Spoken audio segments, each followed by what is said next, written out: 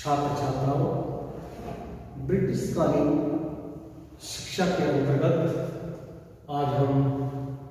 निस्यंदन का सिद्धांत या छनने का सिद्धांत, छननी जो होती है, छनने का सिद्धांत, अंग्रेजी में इसको फिल्ट्रेशन थ्योरी के नाम से जाना जाता है, इसका अध्ययन करेंगे। छनने का सिद्धांत का अगर हम शाब्दिक रूप लें या शाब्दिक अर्थ लें, कोई भी चीज छानना,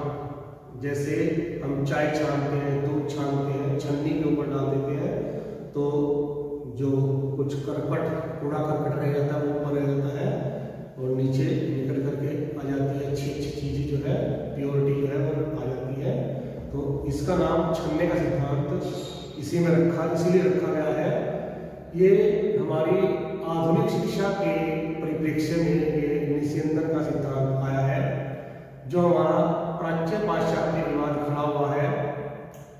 शिक्षा को देने के ऊपर कि शिक्षा किस माध्यम से दी जाए, किस माहौल में दी जाए शिक्षा और किन पाठ्यक्रम के आधार पर दी जाए, अंग्रेजी पाठ्यक्रम के या आपका भारतीय पाठ्यक्रम के आधार पर दी जाए। तो उसका जो विवाद खड़ा हुआ था, उस विवाद को लॉर्ड मैकाले ने कुछ दूर करने का प्रयास किया है, उस विवाद को खत्म करने का प्रयास किया है और अपने सुझाव में उसने दिया है कि उच्च वर्ग के लोगों के लिए हम कुछ शिक्षण संस्थाओं को खोलेंगे और वो शिक्षण संस्थाएं जो है उच्च वर्ग के व्यक्ति उनमें पढ़ेंगे और जन साधारण के लिए हमारे पास इतनी धन संपत्ति नहीं है, हमारे पास पैसा नहीं है, आर्थिक संसाधन इतने कम है कि हम जगह जगह विद्यालय नहीं खोल सकते हैं। तो भारत के जो उच्च वर्ग है वो शिक्षित कर देंगे और उस शिक्षित वर्ग की जो है वो जिम्मेदारी रहेगी कि वो आगे उन जन साधारण को शिक्षा देगा, अन्य भारतीय लोगों को शिक्षित करेगा। तो वहीं से ये निस्यंदन का सिद्धांत बदल करके आया है। देखिए, एक यहाँ पर मैंने एक छोटी सी पिक्चर बनाई है जिसमें एक फिल्टर बनाया है, इसमें उस फिल्टर में जो है ऊपर से जो है उच्च वर्ग को शिक्षा दी जा रही है, उस फिल्टर में उच्च वर्ग को शिक्षा दी जा रही है और वो शिक्षा जो है वो नीचे जो है धीरे धीरे चल करके आ रही है, वो फैलती जा रही है। ऊपर से तो थोड़ा सा उसका ऐसा है, उच्च वर्ग की शिक्षा है, वो धीरे धीरे जैसे निकल रहा है फुवारा सा वो नीचे, तो वो फैलती जा रही है, यानी कि वो जन साधारण की शिक्षा होगी या जन सामान्य की शिक्षा होगी, अन्य भारतीयों की शिक्षा होगी कि हमारे पास आर्थिक संसाधन कम है इसलिए हम उच्च वर्ग को शिक्षित कर रहे हैं। इसका शाब्दिक अर्थ ये हुआ।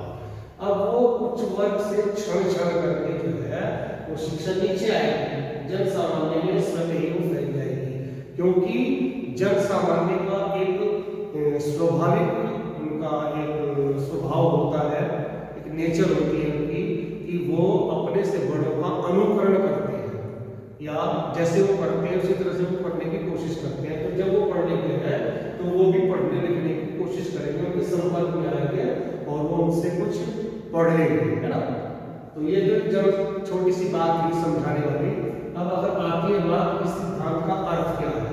तो सिद्धांत के अर्थ की अगर हम बात करते हैं तो इसमें एक आर्थर मेनू नाम के विद्वान हुए हैं, अंग्रेज विद्वान ही है वो भी। तो उन्होंने क्या बताया इसके बारे में, मैं आपको थोड़ा सा पढ़ करके बताता हूँ उनके विचारों को। वो कहते हैं कि जन समूह में शिक्षा ऊपर से क्षण क्षण पर पहुंचती थी, जन समूह में शिक्षा जो है ऊपर से क्षण क्षण पर पहुंचती थी, बूंद बूंद करके भारतीय जीवन के हिमालय से लाभदायक शिक्षा जो है ऊपर से नीचे की तरफ बहे, जिससे कि वह कुछ समय में चौड़ी और एक विशाल धारा बनकर या उसमें परिवर्तित होकर शुष्क मैदानों का सिंचन करे। शुष्क मैदान यहाँ पर कौन है, जन सामान्य है, जन साधारण, अन्य भारतीय व्यक्ति जिनको हम शिक्षा नहीं देना चाह रहे हैं या आर्थिक संसाधनों का अंग्रेजों ने बहाना बनाया है ना, और सिर्फ उच्च शिक्षा संस्थानों या उच्च वर्ग को उच्च शिक्षण संस्थाओं में प्रवेश देते हैं वहां पर, तो ये उनकी शिक्षा हो जाती है। क्या कहा, जैसे उन्होंने तुम्हारे बिल में बताता हूं आपको कि जन समूह में शिक्षा ऊपर से चंचल करके पहुंचती थी और बूंद बूंद करके भारतीय जीवन के हिमालय से लाभदायक शिक्षा नीचे को बहे, जिससे कि वह कुछ समय में चौड़ी और विशाल धारा में परिवर्तित होकर शुष्क मैदानों को सिंचित करे या उनका सिंचन करे। दूसरा जो है, इसके जो समर्थक थे इस सिद्धांत के, उनका भी कोई विचार नहीं उन्होंने भी। जैसे मैं बताता हूँ आपको, बंबई के गवर्नर की काउंसिल के सदस्य फ्रांसिस वार्डन जो है, उन्होंने 23 दिसंबर 1823 में शुरू की बात हो रही है, इसके आने से ही पहले की बात हो रही है। 1823 में अपने विवरण पत्र में इस सिद्धांत पर श्रद्धा व्यक्त करते हुए लिखा था कि बहुत से व्यक्तियों को थोड़ा सा ज्ञान देने की अपेक्षा थोड़े से व्यक्तियों को बहुत सारा ज्ञान देना जो है अधिक लाभदायक होगा, अच्छा होगा, है ना। नेक्स्ट इसमें है कि 29 सितंबर 1830 में कंपनी के संचालकों ने, जो ईस्ट इंडिया कंपनी यहाँ पर काम कर रही थी, उसके संचालकों ने मद्रास सरकार को एक आदेश पत्र प्रस्तुत किया, जिसमें उन्होंने लिखा था कि शिक्षा की प्रगति जो है तभी हो सकती है जब उच्च वर्ग के उन व्यक्तियों को शिक्षा प्रदान की जाए जिनके पास अवकाश है या वो लेना चाहते हैं, उनकी रुचि है और जिनका अपने देशवासियों पर प्रभाव है। अर्थात कहने का मतलब ये है कि कुछ कुलीन वर्ग या कुछ समाज सुधारक, यानी कि जिनका भारतीय लोगों पर कुछ प्रभाव है, जैसे जवाहरलाल नेहरू हो गए, जैसे आपके चंद्रशेखर, उन्होंने आपके सुभाष चंद्र बोस हो गए, या आपके महात्मा गांधी हो गए, या इस तरह के राजा राम मोहन राय हो गए, है ना। मैं एक छोटा सा उदाहरण दिया था कि इनका लोगों के ऊपर प्रभाव है, ये जिस तरह से चाहेंगे तो जन समूह के साथ हो सकता है। तो उसी चीज को वो कह रहे हैं कि उनको अगर हम शिक्षा प्रदान करते हैं तो हमें ज्यादा फायदा होगा, क्योंकि ये आगे जो है वो उन लोगों को अपना शिक्षित करेंगे। इसके बाद फिर जो है 2 फरवरी 1835 में लॉर्ड मैकाले ने इस सिद्धांत को प्रस्तुत करते हुए लिखा था कि हमें इस समय एक ऐसे वर्ग का निर्माण करने की चेष्टा करनी चाहिए जो हमारे और उन लाखों व्यक्तियों के मध्य जो है जिन पर हम शासन करना चाहते हैं या शासन कर रहे हैं, उनके लिए 2 भाषी का काम करें। अर्थात एक जन सामान्य, जन साधारण, जन समूह है भारत का, जनता है भारत की, उन पर हम शासन कर रहे हैं, तो उनके और उच्च वर्ग जो उच्च वर्ग है वो और इनके बीच में जो शासन है उसका शासन कौन है, ये ब्रिटिश सरकार है, बीच में जो आ गई है। एक पुल का काम करें वहां पर, एक 2 भाषियों का काम करें कि हम तो अंग्रेजी भाषा में इस उच्च वर्ग को कुछ अपनी पॉलिसी बताएंगे, समझाएंगे कि इस तरह से हमारा कार्य होना है। ईस्ट इंडिया कंपनी इतना इस तरह से व्यापार कर रही है, या हमारी संसद ने ये बिल पास किया, इस तरह से यहाँ पर शासन कार्य चलेगा, तो वो अपनी भाषा में, जो यहाँ की भाषा है क्षेत्रीय भाषा है, वो उसमें उनको समझाएंगे। या इनकी जो समस्या होगी या जो ये कुछ अपनी बात को, अपने विचार को कुछ प्रकट करना चाहते हैं, तो ये जो है इनको बताएंगे और ये जो है हमें जो है हमारी भाषा में, अंग्रेजी भाषा में उसको कन्वर्ट करके, अनुवादित करके जो है फिर हम तक पहुंचाएंगे। इनका कहने का मतलब लॉर्ड मैकाले का ये था। तो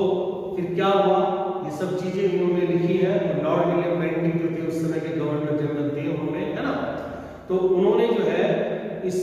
सिद्धांत को जो है अच्छी तरह से पढ़ा, समझा उन्होंने, और जैसे जैसे इन्होंने बताया उसकी परिभाषा बताई गया, अर्थ बताया, उसको भी देखा,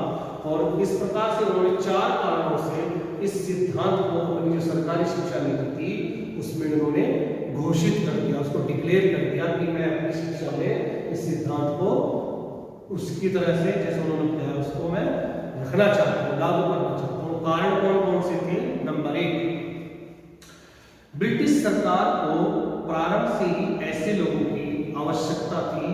जो राज्य के पदों पर कार्य करके ब्रिटिश साम्राज्य की नींव को मजबूत बना सके। यानी कि उनको एक ब्रिटिश सरकार के साम्राज्य की जो नींव है उसको मजबूत बनाने वाले व्यक्ति चाहिए हैं, कुछ इस तरह के पढ़े लिखे व्यक्ति चाहिए उनको। दूसरा क्या है कि धन के अभाव में, यानी कि धन संपत्ति नहीं है हमारे पास, धन के अभाव के कारण सरकार में इतनी इतनी सामर्थ्य नहीं है कि वह जन शिक्षा का भार भी अपने ऊपर ले सके। तो इसलिए जन साधारण की शिक्षा जो है उच्च वर्ग के ऊपर ही आ गई है। तीसरा क्या कारण उन्होंने बताया है कि उच्च वर्ग के थोड़े व्यक्तियों को शिक्षित करके, जो उच्च वर्ग है उनके थोड़े व्यक्तियों को ही शिक्षित करके जो है जन शिक्षा का जो उत्तरदायित्व है उनके ऊपर वो छोड़ा जा सकता है। यानी कि उनकी जिम्मेदारी रहेगी कि अब आप अपने जो रिश्तेदार है, भाई है, उच्च वर्ग के व्यक्तियों को शिक्षित करके उनके रहन सहन में आचार विचार को परिवर्तित करके निम्न वर्ग के व्यक्तियों को भलीभांति प्रभावित किया जा सकता है। अर्थात अंग्रेजी भाषा के माध्यम से उच्च वर्ग के व्यक्तियों को शिक्षित करके उनके रहन सहन व आचार विचारों को परिवर्तित करके निम्न वर्ग के व्यक्तियों को भलीभांति प्रभावित किया जा सकता है। तो एक ऐसा वर्ग वहां पर बनाना चाहते हैं उच्च वर्ग कि वो जो है जैसा हम चाहेंगे ऐसा ही वो करेंगे, हमारे विचारों को ज्यादा से ज्यादा दूर तक फैलाएंगे, जन सामान्य तक वो फैलाएंगे। अब ये सिद्धांत लागू तो कर दिया उन्होंने शिक्षा में, अब इस सिद्धांत का जो है कुछ परिणाम भी रहा होगा, कुछ रिजल्ट भी रहा होगा। उस रिजल्ट के बारे में भी हम देखते हैं, पढ़ते हैं, कुछ अध्ययन करते हैं। उसका क्या हुआ कि उनके इस कार्य से दुखी होकर जवाहरलाल नेहरू, पंडित जवाहरलाल नेहरू थे, उन्होंने एक जगह लिखा था कि अंग्रेजों ने भारत में एक नवीन वर्ग का निर्माण किया है। यह अंग्रेजी शिक्षा प्राप्त जो वर्ग था, जो जन साधारण से पृथक रह करके अपने को स्वयं के संसार में वो मस्त रहता था और अपने शासक की कृपा प्राप्त करने के लिए सदैव प्रयत्नशील रहता था, प्रयास रहता था। यानी कि जवाहरलाल नेहरू भी कहते हैं इसका जो परिणाम निकला है, वो दुखी होकर के कह रहे हैं कि इसका परिणाम यह निकला है कि अंग्रेजों ने जैसा वो चाह रहे थे ऐसा वर्ग उन्होंने खड़ा कर दिया है। उच्च वर्ग जो है वो क्या है, अपने में मस्त रह रहा, अपने संसार में रह रहा है। और जो उन्होंने एक थ्योरी बनाई थी, जो उन्होंने उम्मीद की थी कि वो जन साधारण की जिम्मेदारी को ऊपर सौंप देगा, वो जन साधारण की जिम्मेदारी उन्होंने नहीं ली है। वो उनको शिक्षित करना नहीं चाहते हैं, बल्कि वो उनको छोटा समझते हैं, नीचा समझते हैं। तो इस तरह से समाज में एक खाई पैदा हो गई और दो वर्ग बन गए हैं। एक तो भारतीय जो है शिक्षित वर्ग हो गया, एक भारतीय जो है अनपढ़ वर्ग हो गया है। तो इस प्रकार से यह चीज यहाँ पर देखने को आई है। अब जैसे ये धीरे धीरे चल रहा है प्रयास, अब यहाँ पर लॉर्ड विलियम बेंटिंक जो है वो चले जाते हैं और दूसरे जो है गवर्नर जनरल बनकर के आते हैं यहाँ पर, ये ऑकलैंड, लॉर्ड ऑकलैंड जो है वो बनकर के आते हैं। और इन्होंने जो है इस सिद्धांत को जो है 1839 में अपनी जो है उसको स्वीकृति प्रदान की है। और जो यहाँ की एजुकेशन पॉलिसी को जो यहाँ पर चल रही थी, उस एजुकेशन पॉलिसी में उन्होंने इसको स्थान दिया है ना। चलिए नेक्स्ट हम पढ़ते हैं इसमें एक विलियम एडम हुए हैं अंग्रेज, एक विद्वान लोग थे, वो नर्मवादी थे, उदारवादी थे, भारत के पक्ष में वो थोड़ा सा अच्छा अपना वो मानते थे, या भारत के पक्ष में वो अपने विचार देते थे, अपने लेख देते थे। जिस समय लॉर्ड विलियम बेंटिंक यहाँ पर गवर्नर जनरल थे, तो उन्होंने उनको कुछ कार्य सौंपा था विलियम एडम को कि आप जो है भारत में जो है जगह जगह जाएंगे और वहाँ की जो शिक्षा चल रही है उस शिक्षा की जो है मुझे सही रिपोर्ट देंगे। आप उस शिक्षा की मुझे सही रिपोर्ट देंगे और उसके आधार पर ही जो है फिर आगे की शिक्षा में जो है कुछ संशोधन, कुछ परिवर्तन जो है वो उनको उसमें हम कर सकते हैं। तो लॉर्ड विलियम बेंटिंक द्वारा जो है विलियम एडम को 1834 के आसपास, उसके लगभग जो है तत्कालीन जैसे आपका बंगाल हुआ, जैसे आपका बिहार प्रांत हुआ, वहाँ की जो शिक्षा की शुरुआत में उनकी स्थिति का सर्वेक्षण करने का उनको काम दिया है। और उस काम को जो है उन्होंने बखूबी निभाया भी है। वो उदारवादी, प्राच्यवादी थे, परंपरावादी शिक्षा के समर्थक थे। तो उन्होंने अपनी रिपोर्ट जो है वो 3 किस्तों में प्रस्तुत की है उन्होंने। यानी कि पहली रिपोर्ट जो है या पहला प्रतिवेदन या फर्स्ट रिपोर्ट जो है उन्होंने अपनी जुलाई 1835 में प्रस्तुत की है। इस रिपोर्ट में बंगाल में बिहार की शिक्षा व्यवस्था की जांच की है और उन्होंने कहा है कि बंगाल और बिहार जो है वहाँ की जो जनसंख्या है लगभग 4 करोड़ है और वहाँ पर सिर्फ 1 लाख विद्यालय है और इस प्रकार 400 छात्रों पर एक विद्यालय आता है और वुमेन एजुकेशन या महिलाओं के लिए शिक्षा का कोई प्रावधान वहाँ पर नहीं है। तो पहली रिपोर्ट उन्होंने ये दी है। दूसरी रिपोर्ट या द्वितीय प्रतिवेदन जो है उनका दिसंबर 1836 में आता है उनका और उसमें उन्होंने एक राजशाही जिले जो है बंगाल के नाटो थाना क्षेत्र का सर्वेक्षण किया है वहां पर और उसके बारे में बताया कि वहां की जो जनसंख्या है 1,95,296 थी, जिसमें से 1,29,640 मुस्लिम है और 65,656 हिंदू है। कुल उसमें 27 प्राइमरी स्कूल थे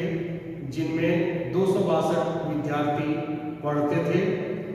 10 बंगाली स्कूल थे जिनमें 167 छात्र पढ़ते थे, 4 पर्शियन स्कूल थे जिसमें 23 छात्र पढ़ते थे और 11 जो है अरबी स्कूल थे जिनमें 42 छात्र पढ़ते थे। प्रवेश का जो औसत आयु थी वो 8 वर्ष थी और शिक्षकों का जो वेतन दिया जाता था उनको 5 रुपए से 8 रुपए प्रति माह जो है उनको दिया जाता था। फिर एडम ने इसी रिपोर्ट में 38 संस्कृत महाविद्यालयों का पता भी लगाया है जिसमें 397 छात्र जो है वो अध्ययन करते हैं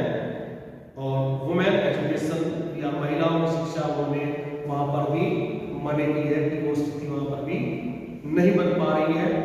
तीसरी जो रिपोर्ट है जो तीसरा प्रतिवेदन है एडम के द्वारा जो दिया गया है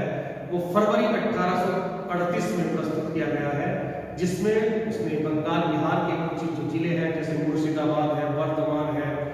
या वीरभूमि है या तिरहुत है या साउथ बिहार है उसका डाटा उन्होंने प्राप्त किया है, प्रस्तुत किया है। तो उसमें उन्होंने एक 2568 जो है स्कूल